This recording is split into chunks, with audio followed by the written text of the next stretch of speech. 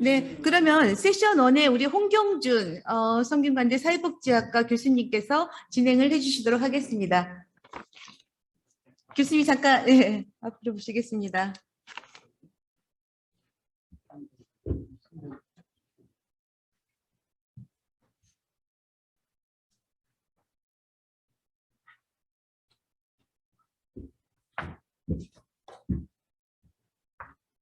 예, 여러분 안녕하십니까? 방금 소개받은 성균관대학교 사회복지학과 홍경준 교수입니다.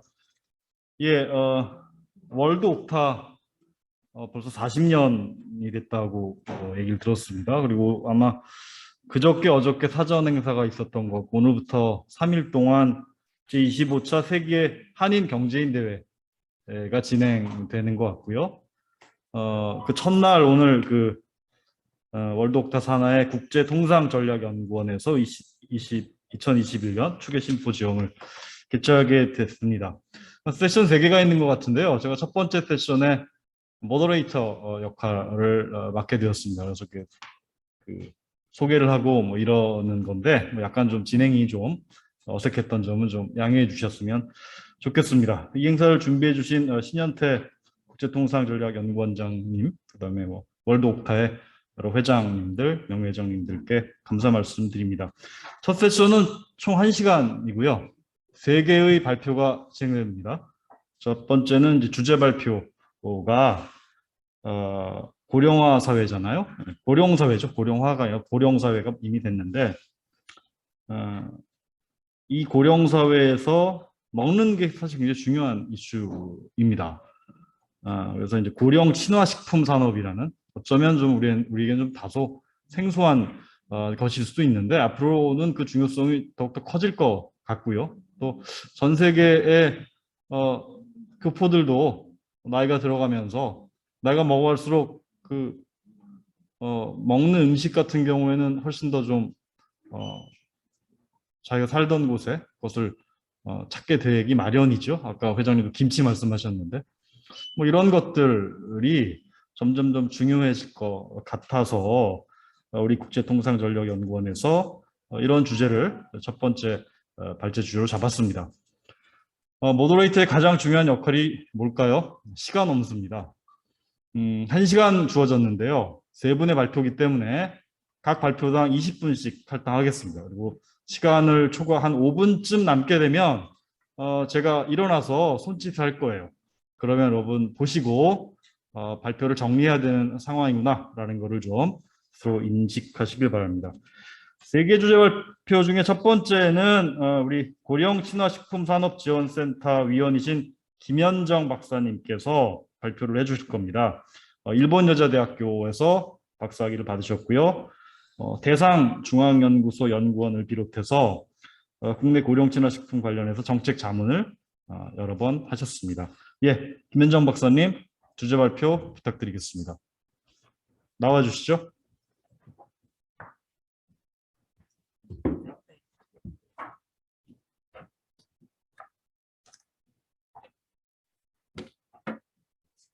소개받은 김현정입니다. 최근 비대면 강의를 많이 해서 이렇게 많은 연자분들, 여러분들 앞에서 강의를 하다 보니까 좀 세상 떨리는 마음이 강합니다. 그래서 마스크를 벗어도 될까요?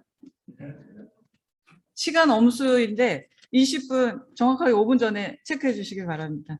예, 고령화 사회라는 표현을 했습니다만 이번 옥타의 이 세미나의 가장 주제가 디지털 트랜스포메이션의 시대. 의뢰를 받았을 때 이 주제와 이 고령자는 어떤 의미입니까? 고령자 하면 좀 약간 올드하고 뭔가 트래디셔널하고 그런 느낌이지만 제가 느끼는 앞으로의 미래 사회에 대해서 이제 현재 우리가 예전에 말하는 어르신들의 효, 그리고 내가 어떻게 하면 건강하게 살아갈까 이런 것들을 생각했을 때 디지털 트랜스포메이션의 정의처럼 이 디지털의 이 힘을 이용해서 더욱더 나은 이런 프로세스를 만들어서 그리고 해결하는 그런 시대가 온 것으로 생각해서 오늘 발표를 마무리함에 있어서 여러분들이 고령한 어둠이 아니라 밝은 미래가 있다는 느낌의 강의가 되었으면 합니다.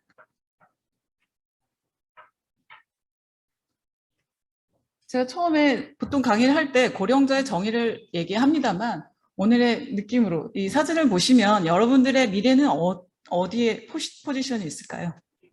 오른쪽 눈을 이렇게 가린 부분, 이 독거노인의 외로움, 삶은 조금 피하고 싶은 생각이겠죠?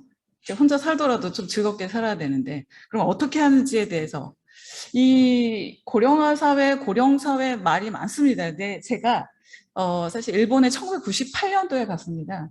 근데 이미 일본은 1970년대부터 이미 그 고령화 사회로 진입하면서 세계 최초로 고령화에 그 급증하는, 사실 유럽이나 미국도 이미 천천히, 아주 역시 선진국들은 천천히 진행되었지만 일본은 70년대 증가하면서 우리가 말하는 고령 사회가 94년도에 이미 있었습니다. 우리나라는 지금 현재 어디에 있을까요? 보시면 2018년, 네, 제가 대상에서 퇴직한 이 날입니다. 이유가, 회사를 그만둔 이유도 어떤 변화가 비슷하게 흘러갔습니다. 그런데 문제는 일본이 급속하게 증가함에도 한국은 그 2배로 빨리 진행하고 있습니다. 2094년도에 14% 고령 사회인데 지금 초고령 사회가, 제가 2007년도에 박사 논문을 받았습니다.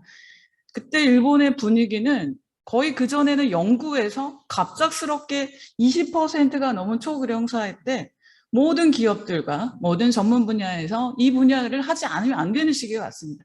그게 저희 나라는 똑같이 14년 후나 돼야 될 거라고 생각했지만 18년이면 올해 21년이면 25년도에 똑같은 20%가 넘는 초고령 사회로 됩니다. 이 시점이 아주 중요한데요. 왜 그러냐? 이 65세 이상이 멈추는 게 아니죠. 계속적으로 나이를 듭니다. 이때 우리가 표현할 때 고령자를 전기 고령자, 후기 고령자로 나타납니다. 여기서 아직은 내가 건강해 라는 시기가 앞부분입니다. 당연히 그 중에서 한 19%라는 부분에서는 급격히 떨어지면서 75세 이후에는 병원을 신세를 지게 되는 치료군이 되지만 환자가 되겠습니다만 아직은 건강하다고 느껴지는 이 70%가 단독 고령자에서 많이 일어나는데 이 부분에서 어느 후기부터 관리를 하지 못하면 급격히 떨어지게 됩니다. 그래도 건강하게 몸을 지키신 분이 10%인데 이건 일본 자료입니다만 저희 한국도 같은 흐름으로 가고 있습니다. 실질적으로 뭐 지금 갑자기 신체적 변화 중에서 많은 변화 중에 있지만 씻고 삼킴이라는 것들을 왜 이렇게 작은 소주제 얘기를 하느냐라고 하지만 우리가 이 나이가 들거나 지금 저부터 이렇게 막 근력이 떨어지거나 하는 것에 가장 중요한 근육은 우리가 전문 용어에서 보면 대근육과 소근육이 있는데 이 씻고 삼킴은 다른 구조입니다. 구강 근육이 따로 발달됩니다. 이렇게 우리가 웃고 얘기하고 생각하면서 표정을 내는 이런 부분도 씻고 삼킴의 근육과 연결이 됩니다. 그런 부분에서도 앞서서의 표처럼 70대 이후 후기 고령자에게는 일본에서는 30%, 최근 제 한국 자료에 의하면 한 20%가 씻고 삼킴의 불편을 호소하는 분들이, 어르신들의 조사가 결과가 나왔습니다. 특히 여성분들에게. 그래서 한국과 일본이 기능은 다르다 하더라도 이 변화는 같다라고 얘기할 수 있습니다. 실질적으로 여러분들 많은 약을 드시고 기능적인 식품을 드시면 좋은 음식이어도 씻고 삼키지 못하면 그림의 떡입니다. 그것처럼 실질적으로 저희 부모님부터 귀찮을 때 밥에 물을 말아 먹습니다. 그거는 영양적인 불균형도 있지만 이 탄수화물에 위주하는 이 부분들은 그냥 편리해서도 있지만 씻고 삼킴의 불편함의 원인이 되는 식품들이 거의 그 식사, 그 죽과 같은 거 외에는 대부분이라고 볼 수 있습니다. 그래서 뭐 갑자기 이런 정의를 내는데 제가 이 강의를 어느 강의에도 이 표를 꼭 보여드립니다. 근데 20대, 30대, 지금은 40대도 한자를 모르는 분들이 많아서 요즘 말하는 뭐 섭식, 저작, 연하, 뭐 연화가 아닌 연하 이런 얘기들이 많이 있어서 한자에서 우리가 한번 생각해보자. 저는 이 씻고 저작의 뭐 음식에 씹는 일보다 이 연하라는 한자가 참 신기하게도 영어의 스왈로와 같은 느낌입니다. 그래서 제비의 이 상형 문자로 중국에서도 제비가 어미 제비가 새끼 제비에게 이렇게 음식을 먹여주는 이 모습, 꿀꺽하는 이 모습을 보고 제비 연자의 입구자. 스왈로는 영어로도 제비죠. 이 동양과 서양이 만난 뭐 비행기도 없었을 텐데 생각이 같습니다. 이런 의미에서 우리가 또 인간이기 때문에 이 식사를 할 때 같은 이 식도에서 내려가는 부분과 후두가 있습니다. 지금 마스크를 할 때 이 원인이 같은데 지금 코로나에서 식사할 때는 말을 안 하시는 게 좋겠죠? 식사할 때 하면 우리가 식사에 들어가는 식도가 있기 때문에 이 후두계, 폐로 들어가는 부분이 막히게 됩니다. 근데 실질적으로 인간에게 주어진 가장 뇌가 발달되고 동물과 다른 차이는 무엇일까요? 네, 말을 할 수가 있죠. 말을 약간 아재 개그 같지만 말의 그림이 있습니다만 동물과 인간의 차이는 말을 할 수 있기 때문에 이 후두계가 길게 연결되어 있습니다. 그래서 음식물을 넣었을 때 이 입 구조 안에 구강이 안이 넓기 때문에 이 안에서 우리 혀와 함께 식사도 할 수 있지만 특히 말을 할 수 있는 구조가 되어집니다. 그런데 동물은 말을 하지 못하는 대신에 이 후두덮개, 결국은 식도와 이 폐로 넘어가는 이 기도의 부분에 덮개가 빨리 이루어지는데 나이가 들수록 이 닫히는 시간이 늦어지죠. 한 템포 늦어지죠. 좀 재밌는 얘기로 춤을 춰도 약간 템포가 늦잖아요. 네, 여기서도 같습니다. 근육의 그 힘을 이 스피드가 가장 빨리 내려가는 식품은 물입니다. 근데 물보다 더 늦게 닫혀진 순간 사례가 걸리죠. 저부터 물을 마실 때 사례 걸립니다. 그런데 사례 걸리는 건 나쁜 게 아니에요. 아, 내가 폐에 들어가니까 뱉어내자. 이런 기능인데 뇌졸중이거나 치매에 걸리면 그 기능이 없어지니 음식물이 들어가는지 물이 들어가는지 모르게 되죠. 그럴 때 일어나는 현상들이 오연이 되고 연화장애 많은 이 현상들이 일어납니다. 그래서 우리가 식사를 할 때 이제부터는 조금 신경 쓰면서 먹어야 되겠는데 여러분들 이 그림에서 왼쪽과 오른쪽 식사를 하게 된다면 당연히 어느 부분이죠? 바로 지금 아침 드셨는지요? 저는 아침을 안 먹어서 이 갈비를 먹고 싶죠. 특히나 일본은 제가 일본에서 15년 있는 동안 음식을 부드럽다라는 표현을 맛있다고 표현을 많이 하는데 한국은 어르신들부터 씹고 싶다.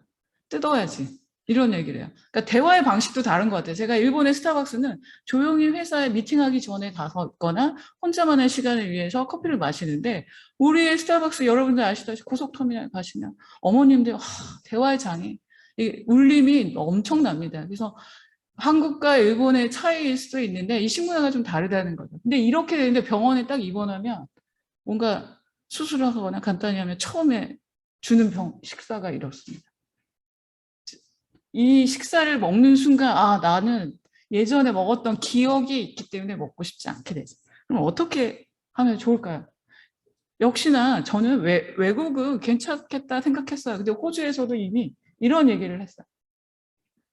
가장 중요한 게 씹는 게 중요한데 이 마지막 부분 No adult want to eat baby food라고 했어요. 제가 한국에 왔을 때 이유식하고 고령식하고 뭐 별다른 거 없지 않아? 라고 얘기를 하는 거예요. 아닙니다. 다릅니다. 이유식은 아이들은 처음에 보자마자 오감, 촉감 이거에 새로움에 반응을 하고 새로운 거에 먹게 되는데 우리 머릿속에 기억하고 있는 것들은 이미 다 먹어본 기억이 있어요. 결국 그리움의 맛이에요. 저도 일본에 있는 동안 김치 얘기하셨지만 고기를 좋아하는 제가 김치를 안 먹었는데 그 사이에 김치 한 조각을 먹기 위해서 국물도 버리지 않은 그게 내 머릿속에 가지고 있는 기억이죠. 이것들에서도 이 식품이랑 되게 중요한데 여러분 오늘 제가 만든 표인데요. 무슨 식품 안에서 3가지 단계 지금 현재 다 드실 수 있으세요. 여기서 어르신들의 단계를 알아야 되는데 씹을 수 있는 물성이 있고 또 잇몸으로 으깨는 단계 그 다음에는 혀로 으깨는 물성. 제가 치대 치과대학교 교수님들이 싫어할 얘기를 많이 합니다. 임플란트 하지 말라. 네, 임플란트 하지 말라. 잇몸이 있으면 한다. 네, 어떤 얘기예요? 저희 나라는 그래도 턱 구조가 건강하니까. 네, 지금의 이 아이들이 이 햄버거 먹은 성장하게 되면 똑같이 턱이 없고 기능이 떨어지게 돼요. 치아가 있어도 이 잇몸에 이 인사돌의 광고처럼 잇몸이 튼튼하지 않으면 안 돼요. 그런 것처럼 우리가 치아 없이도 먹을 수 있는 음식을 초이스하면서 느끼면 됩니다. 한국 음식만이 아닌 해외 요리에도. 그러니까 식품의 변화를 가져오면 됩니다. 그래서 실질적으로 병원에서는 제가 한국에 조사를 해보니까 3단계로 되어 있더라고요. 일반식 다져서 갈아서 나오는데 이 갈아서의 식사에서 놀랐습니다. 야채를 갈아서 주스처럼 나왔습니다. 네, 살에 걸립니다.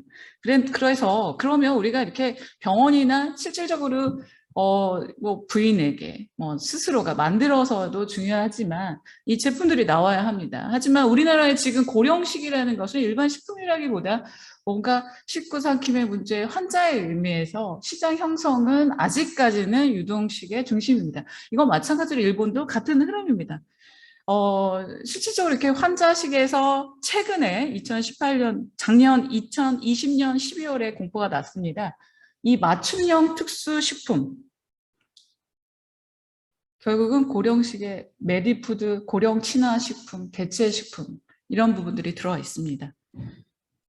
그래서 이제 국가에서는 이제 뭐 어떤 산업화가 되기 위해서 규격이 필요합니다. 그래서 KS 기준 저도 여기에 참여하고 있고요. 그래서 이 고령 친화 제품에서 그 안에 가장 욕구가 많은 식품에 대해서 이제는 인증을 하자라는 기준이 이 고령자를 위한 S 기준이 생깁니다. 그래서 앞으로는 다양한 제품들이 나올 것입니다. 그래서 기준들 제가 3가지 식품을 보여드렸듯이 실질적으로 기준이 있으려면 숫자가 있어야 되죠. 물성학적으로 치아로 섭취할 수 있고 잇몸으로 섭취할 수 있고 혀로 으깨는 것을 우리의 물성 기계를 사용해서 측정하는 거죠. 그래서 제품이 나옵니다. 검증된 제품들이 앞으로 나올 건데 이것들은 최근에도 이렇게 기도 폐쇄 환자 주의 경보해서 나왔는데 여기에 가장 원인이 뭘까요? 일본에서 10년이 되면 오래 살기 위해서 하는 행동이 2가지 있죠. 예, 소바를 먹고 그리고 떡을 인절미 같은 것을 그게 이렇게 늘려서 오래 살기 위해서는. 그래서 그렇게 드시고 사망을 하십니다. 그래서 사망이 많습니다. 왜 떡과 같이 늘어나고 목에 기도에 붙는 식품들이죠. 면은 길기 때문에 들어가다가 사례가 걸려서 기도 폐쇄가 일어납니다. 결국 한국도 똑같이 밥에 물 드시잖아요. 아직 젊으셔서 아직 먹는 건 문제 없지만 이 밥알과 물의 이 물성이 다르기 때문에 걸리기 쉽습니다. 특히나 이런 기관이 약하신 어르신들에게 더욱더 심각한 문제죠. 그래서 지금은 문제 이슈만이 이제 발달되는데 실질적으로 제가 이 표를 역사를 한번 경위를 한번 비교를 해봤어요. 앞서서 말씀드렸던 7% 고령사회의 흐름과 마찬가지로 일본과 우리나라의 법은 장기요양법이라는 일본은 개호보험제도라는 게 생기면서 이런 산업이 발달되고 일본에서는 후생 노동성이라는 것은 우리 식약청처럼 일본 후생성에서는 94년도 10초 고령 사회가 되었을 때 식품의 물성, 경도만의 기준을 만들었고 최근 더욱더 타이트한 이 2007년 초고령사에서는 더욱더 세분화된 기준이 생겼습니다. 그래서 기본적으로 쉽게 불편한 것은 기업이 알아서 선택을 하고 더욱더 디테일한 부분에 대해서는 법 제도화를 타이트하게 했습니다. 여기서 딱딱함만이 아니라 끈적임도 중요하다라는 부분이 생기죠. 그래서 일반 기업들은 어떤 협회를 만들었으면 UDF가 마치 일본의 기준인 것처럼 많이 우리나라에서는 알려졌지만 단순하게 식품회사들이 지금 현재 HMR 시장에서 합쳐져서 만들어졌습니다. 네. 그래서 저희가 이런 기준들 속에서 이 현재 산업 동향 시간 마치겠습니다. 네. 뭐든지 아픈 환자들도 있지만 일본에서는 먼저 제일 쉬운 게 음료 시장입니다. 그냥 우유보다는 칼슘이 강화된 우유. 제가 2013년도에 우리나라가 플레인 요구르트가 없었어요. 그런데 14년, 1년 후만 플레인 요구르트가 나오더라고요. 그런 느낌처럼 이 건강을 조금 더 넣은 예방에 대한 식품 산업이 건강군에서는 활성화되고 있고요. 실질적으로 일본은 이미 세그먼트가 이렇게 많이 되어 있습니다. 너무 많은 세그먼트가 되어 있는 중에 저희는 이제 시작하는 단계입니다만 이렇게 제품들도 많이 있습니다. 우리도 곧 이런 제품들이 나올 것이라고 봅니다. 식사를 하기 위해서는 어르신들이 많은 양을 섭취할 수 없지만 영양은 보충해야 되기 때문에 수분과 영양 보충을 하는 제품은 마치 우리 디저트처럼 사이드 제품들이 많이 활성화되어 있습니다. 식사 서비스의 요구는 많이 커져서 실질적으로 저는 이 기술이 마치 이걸 그 반도체 기술로 비교하면 안 되죠. 식품의 기술에서 가장 최전이라고도 볼 수 있어요. 고령자의 식사를 갈아서 형태를 만들고보다 그대로 있는 형태를 어떤 식품의 기술을 활용해서 스푼으로 으깨지는 이 제품은 가격이 높습니다만 일본에서는 실질적으로 맛과 그 외형의 성상이 그대로 있기 때문에 가장 좋은 제품이라고도 볼 수 있습니다. 그냥 가시 하나하나씩 뽑아서 뼈 없는 닭발처럼 하는 수작업이라고 생각하시죠? 일본의 니츠레에서 그러다가 사고의 원인이 되었습니다. 가시가 한 100개 중에 하나에 클레임이 들어왔을 때 현상. 그때 어떻게 되느냐. 한 명 사망이 됩니다. 한 제품 때문에. 이 기업이 베트남이나 이런 태국에 공장이 있는데 직접 엑스레이, 우리가 맞으면 엑스레이 하는데 식품으로는 통과할 수 없는 것들이 있어요. 그래서 인간에게 하는 엑스레이를 다 설치했대요. 그러면 가동률이 10분의 1밖에 안 됩니다. 그렇지만 제 판매가 지금 50%를 차지하고 있습니다. 안전하기 때문이죠. 예, 사고보다는 예방할 수 있는 부분의 기술들이죠. 먹음직스럽게 만들었지만 이건 다 제품입니다. 제품을 편하게 요양원이든 집이든 이런 제품들을 담아서 어르신들에게 이 효의 방법이 좀 달라지게 됩니다. 시장 또한 제가 있었을 때 예상 수치가 지금 전체적으로 한 3억 정도가 지금은 거의 4억 엔이니까 4조 정도의 시장으로 형성되어 있는데요. 우리나라도 마찬가지로 이 시장까지 가기에는 좀 시간이 걸릴 것 같습니다. 이 의미는 왜 재택에 소비자가 많아지느냐. 지금도 그렇지만 의료가 한계가 옵니다.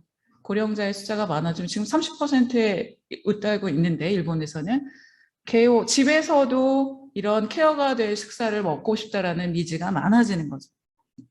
그래서 저는 이제 마지막 이 표에서 늘 보여드립니다. 개요식이라는 게 일본의 우리가 말하는 돌봄식이라고 해야 되나 어르신들의 식사 서비스인데 예전에는 우리가 가족들과 함께 했지만 이제는 가족, 친척들이 어르신들을 모시고 그들의 케어를 했지만 지금은 전문가들이 모여서 우리 스스로도 예방을 하고 이 시스템이 구축되어서 같이 순환하는 연계가 중요하다는 페이지로 저희가 맞추고자 합니다.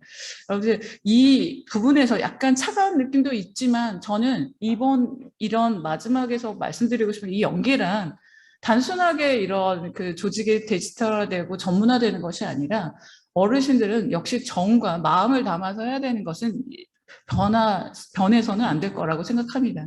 그래서 이런 디지털 사회에 우리가 고령화를 준비함에 있어서 단순하게 식사를 공급만 받는 것이 아니라 즐거운 삶을 QOL이라고 하죠. 퀄리티 오브 라이프.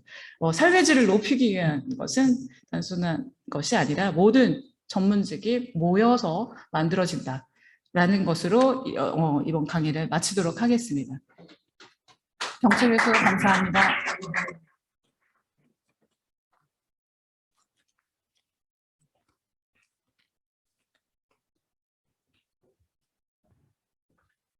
예, 김현정 박사님 발표 너무 잘 들었습니다. 무엇보다 시간을 정확하게 잘 지켜주셔서 너무 감사드립니다. 저는 보면서 이 새로운 세상을 보는 것 같은 별로 관심을 갖지 않았던 부분인데 굉장히 중요한 영역이고 또 우리나라도 일본처럼 장기요양보험이라는 것이 만들어졌기 때문에 관련해서 여러 가지 비즈니스적인 기회도 있을 거다라는 생각을 하게 됩니다. 이어서 두 개의 사례 발표, 이제 기업 소개가 있을 겁니다. 우선 첫 번째는 누트리 재팬, 아마 일본이죠. 일본이 훨씬 우리나라보다 빨리 초고령 사회로 들어갔기 때문에 일본은 메디컬 푸드 전문 기업이랍니다. 이 누트리 재팬이 한국 지사가 있는데 지사장이 장민수 지사장이십니다. 서울대학교 약학과에서 석사를 하셨고 중해제약을 비롯한 여러 제약회사에서 일하신 경험이 있으신 분인데요. 우리 장민수 지사장님께서 나오셔서 누트리 재팬에 대해서 소개를 해주시겠습니다. 역시 주어진 시간은 20분입니다. 부탁드리겠습니다.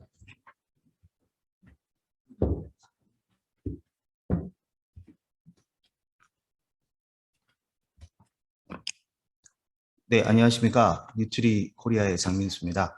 오늘 이렇게 저희 회사 소개할 수 있는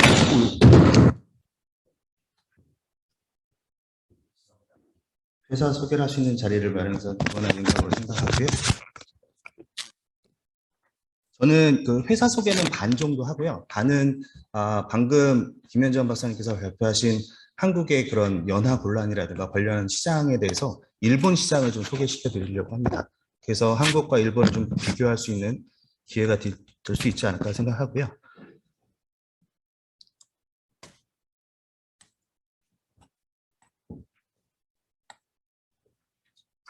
한국하고 일본의 이제 고령제 현황인데 일본은 한국부터 30년 정도 빨리 고령화가 진행됐고요. 한국이 그거에 따라서 일본보다 훨씬 더 빨리 진행이 되고 있거든요. 보시다시피 한국이 지금 2위 OECD 국가 중에 빠르게 성장하고 있는데 2060년도에는 OECD 국가 중에 가장 많은 고령자를 보유한 나라로 되는데 이게 자랑스러운 일은 아닌 것 같은 참 안타까운 현실이고요. 2020년도에 싱가포르이 한 100만 명 정도가 고령자고요. 2035년도에 중국은 한 2억 7천만 명, 한국 2020년 기준으로 한 1,000만 명 정도가 고령자가 계시는 상당히 많은 비율을 차지하고 있고요. 저는 개인적으로 가장 놀란 게 그 7%가 고령화 사회, 그다음 전체 인구의 14%가 고령 사회인데 이 7%에서 14%까지 걸리는 시간, 그러니까 고령화에서 고령 사회로 전환되는 시간이 일본이 한 24년 정도 걸렸습니다.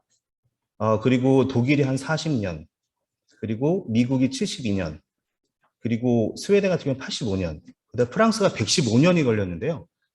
한국 보시면은 18년입니다. 그래서 엄청 빠른 속도로 되고 있기 때문에 이 고령화되는 그 시간에 비해서 아직 한국에서는 뭔가 좀 사회적인 준비가 좀 덜 돼 있는 현재 상황이고, 그래서 정부든 어떤 단체든 되게 많이 이 고령화 사회에 대해서 좀 걱정을 많이 하고 좀 준비를 많이 하고 있는 상황입니다. 아까 말씀드렸다시피 일본에서는 이미 2005년도에 고령 사회로 이미 접어들었고요. 그러다 보니까 역시 일본의 그런 시장의 현황이 한국에도 똑같이 따라서 좀 비슷하게 반영되는 경향을 보이고 있고요. 식생활은 다르기 때문에 그런 세부적으로 들어간 식생활 습관에 따른 제품은 상당히 다릅니다. 하지만 변화하는 그 트렌드는 상당히 비슷하고요. 농후 유동식이라고 해서 보통 그 요즘 TV 광고에도 많이 하고 있지만 이렇게 마시는 영양제라고 탄수화물, 지방, 단백질이 다 들어있는 그 영양 드링크라고 생각하시면 되는데요. 이 농후 유동식은 구강으로도 섭취가 가능하고 비강으로도 튜브 피딩으로도 섭취가 가능한 제품인데 이 제품은 어느 정도 성장을 하다가 어느 정도 정체기에 다다릅니다. 그 다음에 발전하는 시장이 아까 방금 전에 김현정 박사님 발표하셨던 그 저작이라든가 연하 시장들이 상당히 따라서 많이 발전을 하게 되고요. 역시 씹는 문제와 삼키는 문제를 해결하기 위한 그런 제품들이 이제 따라서 많이 개발이 되게 됩니다. 그 다음에는 단백질 조절된 식품이라든가 아니면 신장 관련 제품이라든가 아니면 뭐 철분이라든가 칼슘 보강된 제품들 이런 순으로 보통 발전을 하게 되고요. 보시다시피 고령자용 식품하고 병자용 식품, 그러니까 고령자분께서도 계시지만 역시 연료하셔서 이제 병원에 계신 분도 계시는데 그런 시장들을 보시면 오히려 고령자용 식품들의 시장이 훨씬 더 많이 점점 커지게 된 트렌드를 보이고 있고요. 아까처럼 그런 영양액으로 돼서 드시면서 마시면서 영양분을 공급할 수 있는 그런 농후 유동식 시장이라든가 아니면 수분 음료 이런 것들이 상당히 많이 좀 발전을 하고 있고요. 그 뒤따라서 역시 쉽게 삼킬 수 있거나 아니면 씹는데 편한 부드럽게 되어 있는 그런 제품의 시장들이 성장을 하고 있습니다. 그 외에 이제 기능적으로는 이제 신장병이라든가 당뇨병 그리고 오랫동안 누워 계시다 보니까 욕창 관련된 그런 제품들이 많이 성장을 하고 있고요. 역시 비슷하게 이런 제품들도 성장을 하고 있습니다. 그러다 보니까 이제 기업에서 생산하게 되는 양들이 좀 늘어나게 되는데, 보시다시피 기업들의 생산한 양은 점점 늘어나고 있는데요. 기업 수들은 줄고 있습니다. 그 얘기는 이제 처음에는 막 너도 나도 이렇게 막 많이 시작을 하다가 전체 양은 점점 증가되는데, 그러다가 이제 이 점점 이게 도태되는 회사들을 다른 회사가 이제 인수합병을 하면서 회사 수는 줄게 되고 생산량은 점점 커지게 되는 이런 현상을 보이게 됩니다. 아까 연하 곤란, 사례가 들린다고 하는데, 이 사례가 사실 그 사망하시게 되는 결정적인 요인이에요. 결국 폐로 음식이 들어가는 거거든요. 그래서 폐로 음식이 들어가게 되면 폐렴이 걸리게 되죠. 폐렴이 걸리게 돼서 이제 그 감염이 오셔서 돌아가시게 되는데, 보통 흡인성 폐렴이라고 얘기를 합니다. 그래서 흡인성 폐렴인데, 이게 일본 예인데요. 일본의 사망 원인이 제일 큰 게 암이고요. 두 번째가 심혈관 질환, 세 번째가 폐렴입니다. 이 폐렴이 그냥 일반 저희가 생각하는 감기가 걸려서 돌아가신 그런 폐렴이 아니고요. 흡인성 폐렴이 가장 큰 원인을 차지하고 있습니다. 그래서 한국에서는 그 전에 이 폐렴이란 단어가 아니고 뭐 여러 가지 병명으로 했기 때문에 이 폐렴이란 단어가, 흡인성 폐렴이라는 단어가 통일되지 않았는데, 보시면은 작년에 한국도 폐렴이 사망 원인이 3위로 올라갔습니다. 역시 흡인성 폐렴이고요. 첫 번째가 암이고 두 번째가 심혈관 질환. 그다음에 이제 뇌혈관 질환보다 폐렴, 흡인성 폐렴이 훨씬 더 많아졌습니다. 더군다나 이 보시면 아시겠지만 75세 이상 노인분 중에 94%가 그 흡인성 폐렴으로 돌아가시게 된 거고요. 그 중에서도 75세 이상의 그런 흡인성 관련된 질환 중에서 폐렴으로 돌아가신 게 70%. 그러니까 결국 살에 들려서 돌아가신다는 말이 거의 이퀄이 될 정도로 상당히 이 살해를 들리지 않게 하는 게 평소에 되게 중요하고요. 그러면 내가 연하곤란자인가? 라고 느끼실 수 있는데, 그건 간단합니다. 그냥 목에 손을 대시고요. 침을 삼키시면 깔딱깔딱 움직이잖아요. 그래서 30초에 3번 이상 이게 침을 삼킬 수 있으면 정상입니다. 30초 동안 2번 이하로 삼키셔서 좀 힘들다라고 하시면은 내가 연하곤란이 좀 있겠구나라고 생각하시고 치료를 좀 받으시면 되고요. 이거는 자연적인 현상이고 근육이 도태되는 현상이기 때문에 음식을 좀 더 천천히 씹으시고 천천히 삼키시는 게 가장 중요합니다. 저희 뉴트리는 보시는 말 그대로 그냥 뉴트리션입니다. 그래서 영양을 생각하는 회사고요. 한국에서도 좀 그간 여러 케어푸드라든가 다른 잡지라든가 이런 것들이 많이 좀 소개가 되어 있었고요. 이런 연하곤란이라든가 이런 영양 공급 전문 회사입니다. 현재는 뭐 농림축산식품부에서도 이제 해외 사례에서 이제 일본 사례를 들면 저희 회사를 가장 먼저 소개를 하고 있고요. 저희는 연하식 제조 회사라기보다도 연하식을 만들 수 있게 도와주는 원료를 생산하는 회사라고 생각하시면 될 것 같습니다. 일본에서는 이렇게 연하곤란, 점도 증진 식품이라고 하는데요. 이게 회사 매출인데 뉴트리가 20% 정도인데요. 나머지 다른 푸드케어나 메이지 회사도 저희 제품이기 때문에 저희가 마켓시어는 일본에서 52% 정도 차지를 하고 있습니다. 이 뉴트리라는 거는 이제 뉴트리션, 말 그대로 영양인데, 이게 저희 회사는 특징적인 게 일본에서는 다 한자가 있잖아요. 근데 저희 회사는 한자가 없습니다. 그냥 영어하고 가타카나만 사용하고 있고요. 이 뉴트리라는 게 일본 사람 발음을 하면 뉴토리입니다. 뉴토리. 그래서 일본 사람들 생각이긴 하지만 뉴토리, 새로운 히스토리를 만든, 새로운 역사를 한다. 연하곤란 고령자 사회에서 새로운 한다 해서 뉴토리라고 이름을 짓게 됐고요. 한자로는 회사명이 없습니다.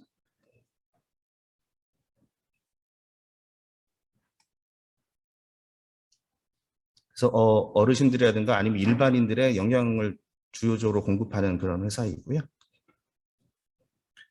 사실 저희 회사는 처음에는 산쿄제약이라는 제약회사로 시작을 했습니다. 다른 제약회사 똑같이 뭐 항생제, 여러 가지 제품을 생산하다가 일본에서 고령화 사회가 진행되면서 이런 분들의 영양에 대해서 지금 집중을 하게 됐고, 아예 그래서 제약회사를 해서 이제 뉴트리션 회사를 완전히 메디컬 푸드 제품 회사로 완전히 탈바꿈했고요. 그래서 현재 제약회사는 아니고 메디컬 푸드 회사라고 보시면 될 것 같습니다. 2006년도에 이제 산쿄 제약에서 뉴트리라는 회사로 이름을 바꾸게 됐고요. 그래서 제품 구조는 아까 말씀드린 삼키는 거 관련된 제품이 있고요. 또 하나는 이제 영양을 공급하는 제품 구조로 되어 있습니다. 그래서 일반 수분 공급에서도 물을 드시다가 사례를 걸리는 경우가 상당히 많기 때문에 물을 천천히 목에서 내려갈 수 있게끔 점도를 조절한 제품들이 출시가 됐고요. 그래서 일본 내에서 가장 스탠다드로 되어 있습니다. 그래서 1997년도에 처음 선보이게 됐고요. 또 관련된 영양 성분을 먹기 위해서도 천천히 내려 젤리 형태로 만든 그런 비타민, 그다음에 단백질, 칼슘을 보강한 그런 제품들도 나오게 있고요. 일본에서는 이게 허가 기준 1, 2, 3이라는 기준이 있고요. 허가 기준 1은 그냥 가만히만 있어도 자연스럽게 넘어가서 사례가 들리지 않는 그런 기준이고요. 허가 기준 1 제품들입니다. 일반적으로 그냥 그럼 나 일반 물을 먹고 싶다 했을 때 그 물에다가 타는 파우더가 있습니다. 점도 증진제라고 한국에서도 상당히 활성화되어 있는 제품인데요. 이게 물이라든가 특히 그 연하곤란자분들은 맥주도 드시고 싶어 하세요. 맥주, 뭐 콜라, 사이다 같은 탄산음료. 그래서 전에는 그걸 못 드셨거든요. 그래서 요즘은 저런 제품을 타게 되면 맥주나 이런 것도 그냥 숟가락으로 떠서 드실 수가 있어요. 살에 들리지 않고. 그래서 그런 제품들도 많이 나와 있고요. 아니면 음식에 사용하는 제품들도 많이 나와 있고요. 그리고 약 드실 때 특히 제일 힘들어 하시거든요. 약을 먹을 때 물이랑 먹는데 물은 내려가고 약만 목에 남아있거나 혀에 남아있거나 이런 경우 상당히 많잖아요. 그래서 여기는 제품은 오브라토라고 하는 일본에서는 사실 모든 국민이 다 사용하고 있는 건데 한국에서는 한 40년 정도, 50년 정도의 약종이라고 해서 약 종이 같은 녹말 종이에다가 약을 싸서 이렇게 드시는 게 있었는데 그게 오브라토라는 겁니다. 근데 이제 그게 이제 계속 발전이 돼서 젤리로 나와서 숟가락에다가 알약을 넣고 이 젤리를 짜면 약이 딱 감싸요. 그래서 그냥 이렇게 물 없이 그냥 삼키면 그냥 쑥 약을 가지고 사례가 안 들려 위까지 내려가서 위에서 풀어지는 그런 제품들이고요. 이거는 한국에서 이제 선보이려고 준비는 하고 있습니다. 근데 지금 준비는 하고 있는데 잘 모르세요. 이게 젊은 사람 전혀 모르고 그래서 소아과 약 먹기 싫어하는 소아과 어린이들 그다음에 약 드시기 어려운 어르신들 그런 분들한테 이걸 지금 현재 시장 조사하면서 하는데 반응이 좋으셔서 조만간 한국에서 런칭이 몇 개월 안에 될 것 같습니다. 역시 이런 젤리라든가 비타민 그다음 수분 공급 관련한 것도 그냥 삼키면 자연스럽게 내려가는 이런 쪽으로 돼 있고요. 한국도 이 시장이 상당히 현재 준비도 많이 하고 있고 제품들도 상당히 많이 나오고 있습니다. 역시 관련된 제품들도 이렇게 일본에서 여러 가지로 많이 튀어나왔고요. 특히 주목할 만한 거는 질환별이 상당히 세분화되어 있다는 것이죠. 한국은 그냥 보통 스탠다드 기본 형태로 좀 많이 되어 있는 편인데 일본은 예를 들어 신질 환자용 아니면 간부전 환자용 그다음에 호흡부전 환자용 아니면 암 환자용 이런 식으로 좀 많이 세분화되어 있는데 한국도 요즘은 많이 바뀌어 있어서 그런 쪽의 트렌드를 현재 따라가고 있고 역시 속도는 한국이 일본보다 훨씬 빠릅니다. 그리고 훨씬 더 정확하게 잘 만들고 있고요. 그래서 그런 부분에서는 참 다행이라고 생각합니다. 그래서 저희 제품 중에 하나는 이제 물에다가 넣어서 먹는 제품들, 뭐 우유라든가 국이라든가 넣으면 숟가락으로 그냥 떠서 드실 수 있게 젤리처럼 형태 바뀌는 게 있고요. 음식으로 해서 먹는 경우도 있고, 그 다음에 죽을 드시라도 계속 드시면은 물이 생기거든요. 그래서 그거를 없애주는 그런 제품도 있고요. 그래서 보시면은 왼쪽과 오른쪽 그림의 차이를 혹시 보시면 아시겠습니까? 똑같이 밥하고 생선구이 그리고 국하고 고기가 있는데요. 왼쪽은 일반 요리이고요. 오른쪽은 저희 제품을 사용해서 만든 젤리 형태의 제품입니다. 그래서 그냥 그대로 보시면 똑같은데 왼쪽과 오른쪽의 가장 큰 차이는 왼쪽은 젓가락이고요. 오른쪽은 숟가락이에요. 그래서 왼쪽은 젓가락으로 먹어야 되는데 오른쪽은 숟가락만 갖고도 모든 걸 먹을 수 있습니다. 그래서 이런 형태가 현재 기업으로도 많이 개발이 되고 있고요. 저희가 복지유니온하고도 같이 제품들을 많이 개발하고 있고 이런 제품을 많이 선보이고 있습니다. 그래서 현재 일본 내에서 이제 요양시설에서 이제 분들한테 이제 연어구이인데 이게 젤리 형태라서 숟가락으로 드실 수 있게끔 이렇게 나오는 제품들이고 병원 내에서도 이렇게 공급을 하고 있습니다. 도시락도 이런 식으로 만들어서 가정에 배달을 하고 있고요. 이런 쪽으로 많이 발전이 되고 있다고 생각합니다. 이상입니다. 경청해 주셔서 감사합니다.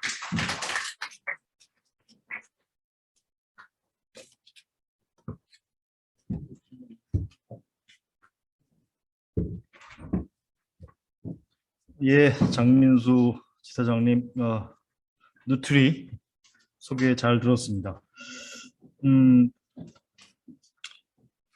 당연히 한국에도 관련돼서 관심이 있고 회사가 만들어져서 성장하고 있는 그런 회사가 있습니다. 우리 두 번째 기업 소개는 주식회사 복지 유니온을 소개드릴 텐데요. 사실 제가 오늘 모더레이터 역할을 하게 된 이유, 가장 중요한 이유는 우리 주식회사 복지 유니온의 장성호 대표이사께서 제 제자입니다.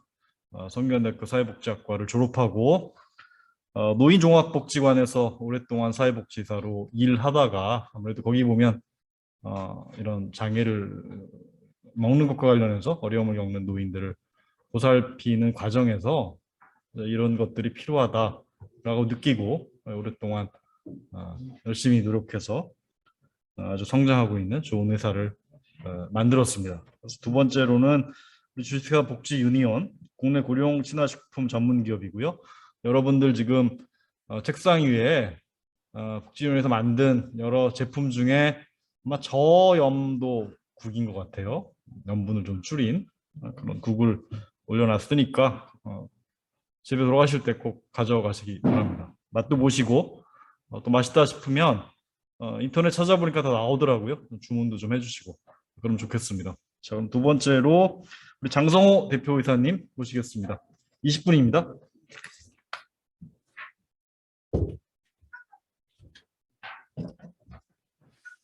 예, 안녕하십니까. 방금 소개받은 사회적 기업 복지유니온의 대표 장성호입니다.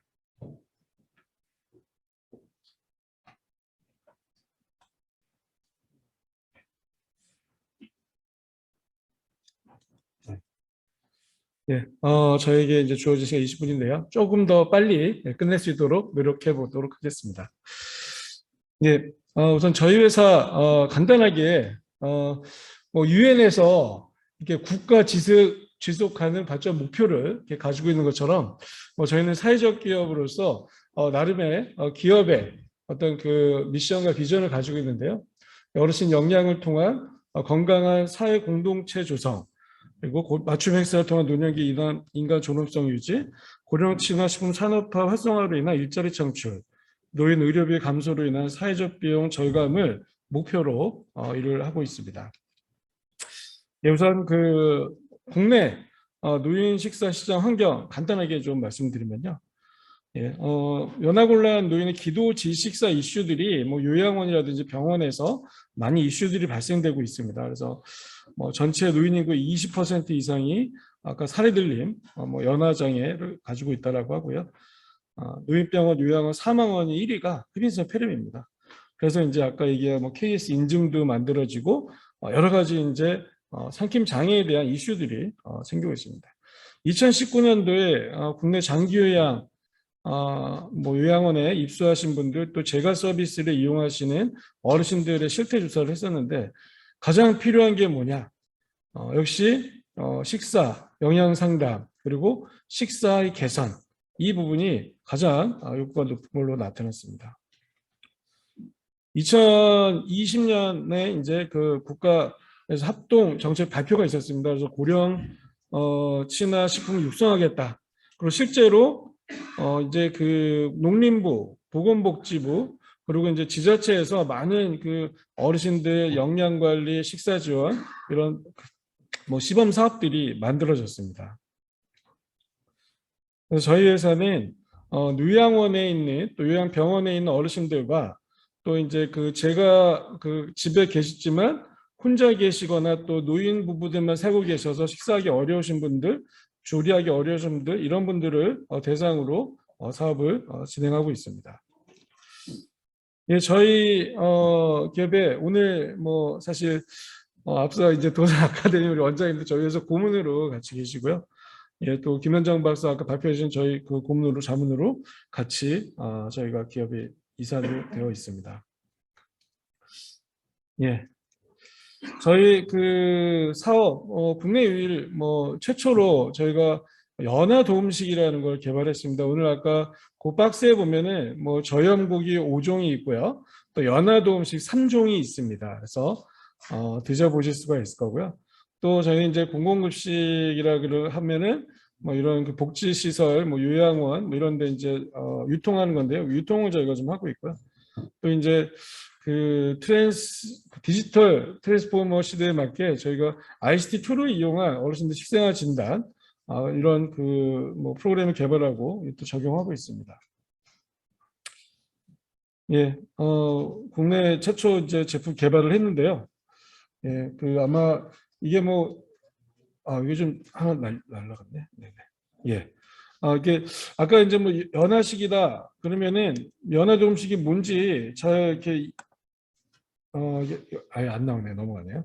그래서 연화식에 대한 설명이 아까 영상이 있었는데 좀 잘린 것 같습니다. 그래서 뭐 저희가 이제 만들었고 저희가 그 지금 뭐 저희가 생산하는 제품 위탁 생산을 저희가 이제 대상 계열사에서 저희가 제품을 다 생산을 하고 있습니다. 그래서 안전하게 저희가 이제 기술 여기 있는 회사와 함께 생산을 하는 제품으로 봐주시면 될 것 같습니다.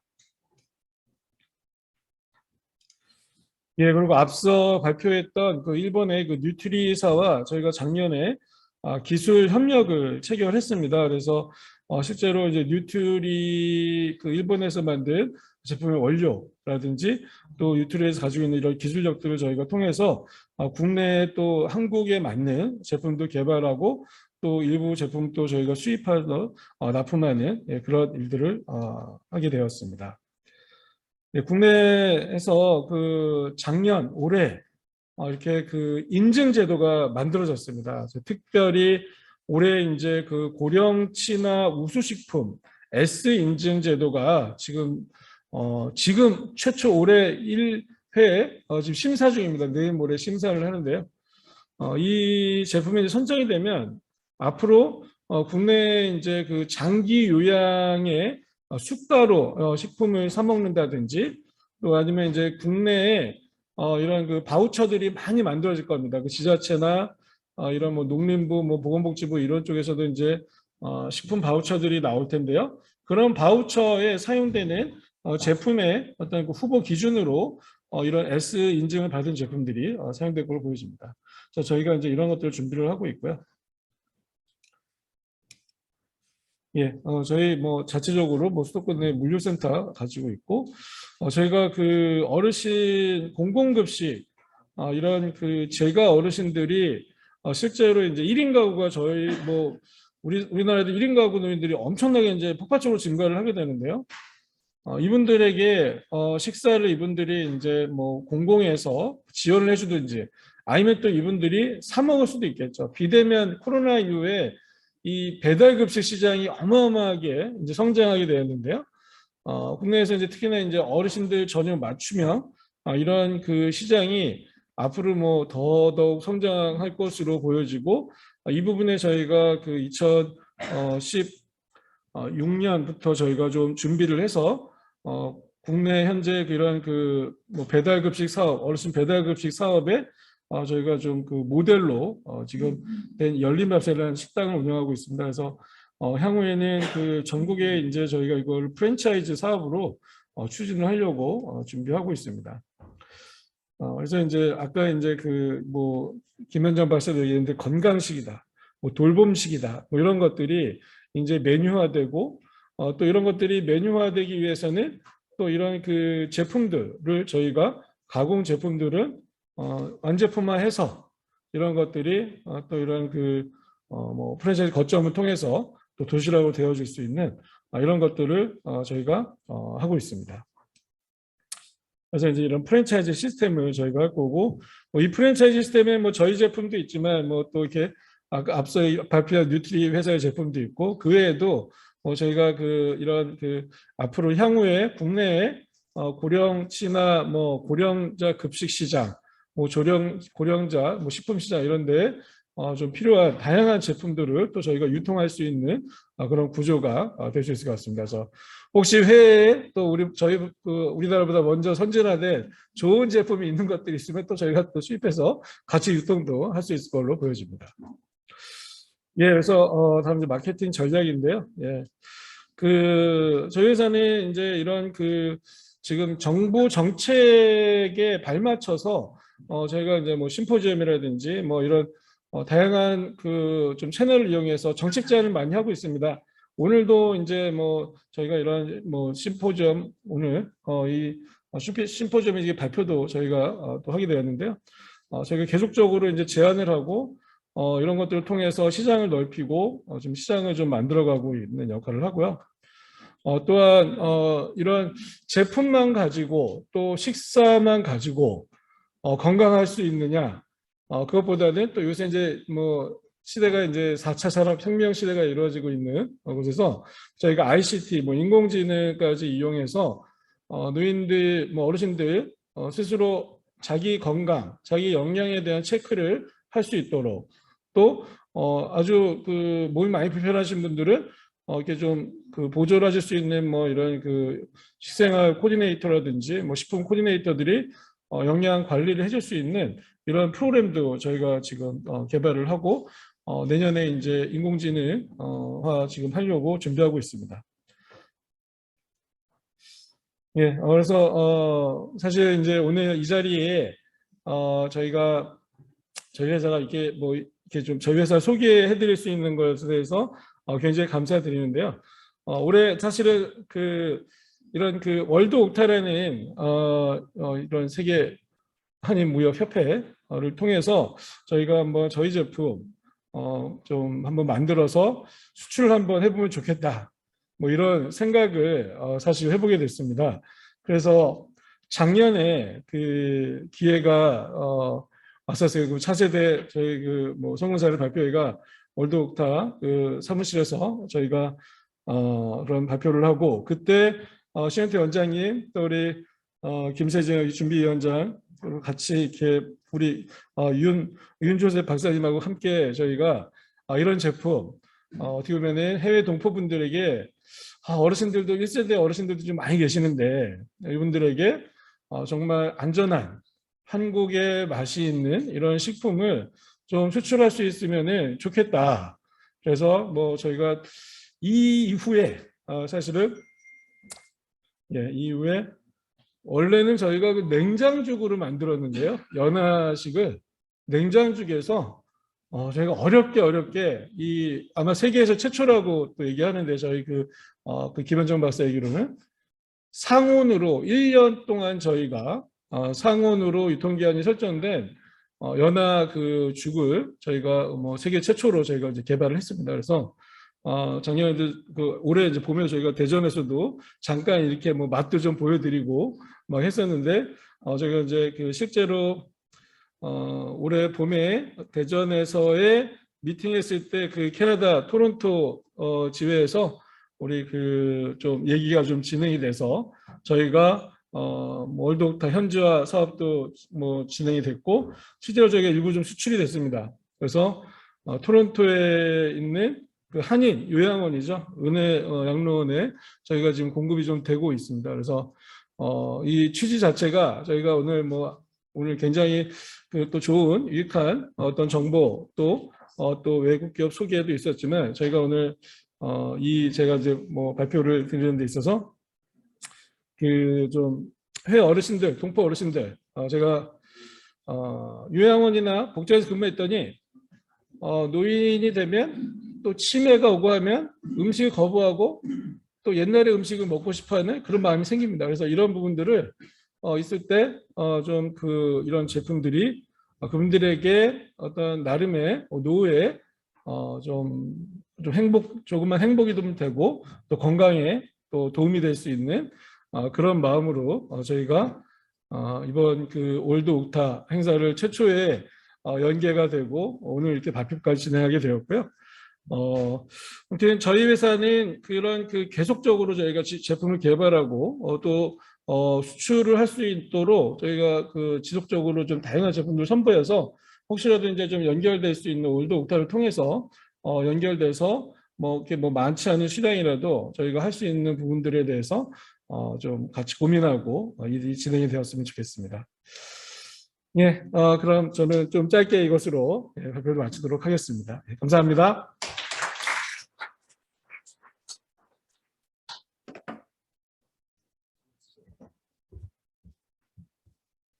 예, 장성호 대표님께서 한 10분 시간을 줄여 주셨습니다. 그래서 원래 저희 주제 발표가 10시 20분부터 시작이었는데 사실 10시 40분부터 시작을 했습니다.